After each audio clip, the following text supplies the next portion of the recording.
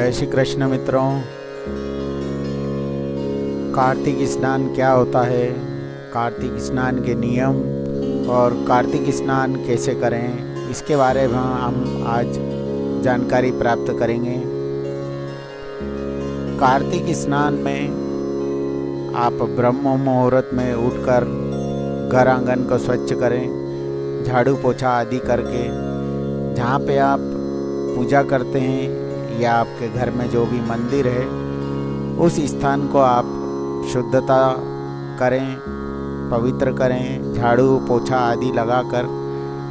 उसके पश्चात आप स्नान करने के जल में थोड़ा सा तिल और गंगा जल अथवा आपके घर में जो भी पवित्र नदी का जल हो उन सभी जल को आपके स्नान के जल में डालकर मिला लें।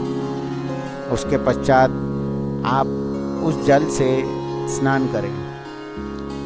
कार्तिक स्नान का नियम यह है कि सुबह ब्रह्म मुहूर्त 3:30 बजे 3:30 से 4:30-5 बजे तक के बीच में आप इस स्नान को कर लें। कार्तिक में ये स्नान विशेष होता है। इस स्नान से आपको जो पुण्य की प्राप्ति होती है वो पूरे वर्ष आप जो स्नान करते हैं उनसे 100 गुना अधिक फल प्राप्त होता है। कार्तिक स्नान में इन नियमों का पालन करते हैं तो आपके मनोरथ और आपके जो भी मनोकामना है उन सब की प्राप्ति करते हैं। कार्तिक माह में विशेष रूप से स्नान, दीपदान और दान इसका बहुत महत्व बताया गया है शास्त्रों में। स्कंद पुराण, नारद पुराण और पद्म पुराण में कार्तिक स्नान का सबसे ज़्यादा महत्व वर्णन किया हुआ है। शास्त्रों के अनुसार अगर आप किसी तीर्थ में या धाम में जाकर स्नान करते हैं नदी के जल में, तीर्थ में या धाम में जाकर नदी में स्नान करते हैं तो उसमें स्नान का मतलब है आधा शरीर आपका जल में हो और उसमें आप जल में आधे शरीर तक डूबकर स्नान करें। और वहाँ अगर आप चाहें तो भगवान के पवित्र नामों का जप भी कर सकते हैं या अपने इष्ट देव का जप कर सकते हैं या भगवान राधा कृष्ण के कोई भी नाम का आप जप करें तो आपको विशेष फल की प्राप्ति होती है। कार्तिक माह में जो स्नान होता है उसमें अगर आप किसी धाम में नहीं जा पाते हैं, आप घर में जो स्नान करते हैं उसमें मैंने जैसे थोड़ी देर पहले बताया कि तिल, गंगा जल और जो भी पवित्र नदी का जल आपके घर में है उस जल को नहाने के पानी में आप मिला लें और उससे स्नान करें।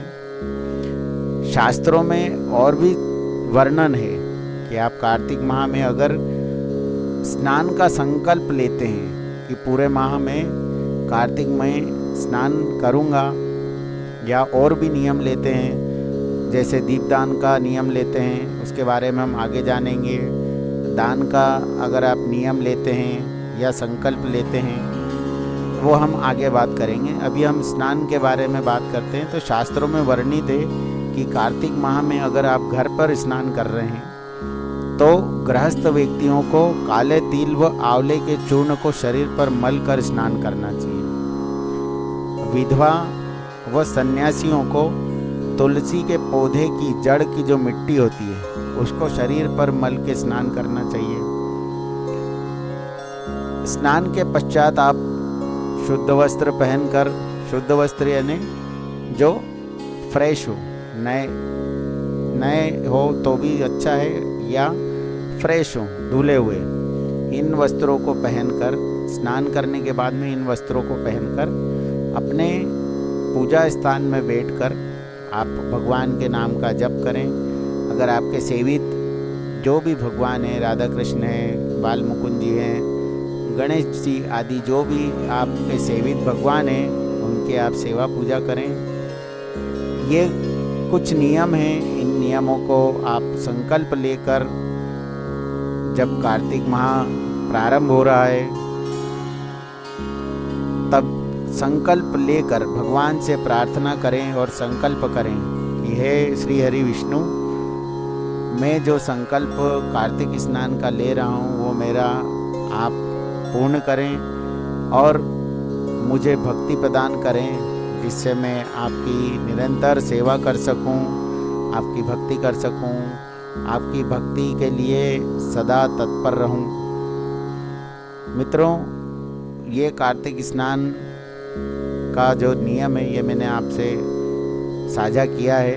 अभी हम आगे दीपदान और व्रत का नियम जो है वो किस प्रकार करेंगे, क्या क्या नियम है और कुछ सावधानियां भी है जो कार्तिक माह के दौरान हमको ध्यान में रखना है और उनका पालन करना है। कार्तिक माह में किए हुए कर्मों या जो भी जप है, तप है, दान है, दीपदान है, इन सब का 100 गुना फल प्राप्त होता है। और मन की जो भी इच्छाएं हैं, अभिष्ट की प्राप्ति के लिए आप तत्पर हैं। घर में आपकी कोई इच्छा है, घर का मकान बन जाए, पुत्र का विवाह हो जाए, पुत्री का विवाह हो जाए, आदि आदि जो भी मनोकामना है वो सभी पूर्ण होती है। इन नियमों का आप पालन करें। आप मेरे चैनल पर अगर नए हों तो चैनल को सब्सक्राइब करें, लाइक करें, शेयर करें, जिससे मैं आपको इस तरह की और भी जानकारियाँ दे सकूं। जय श्री कृष्ण।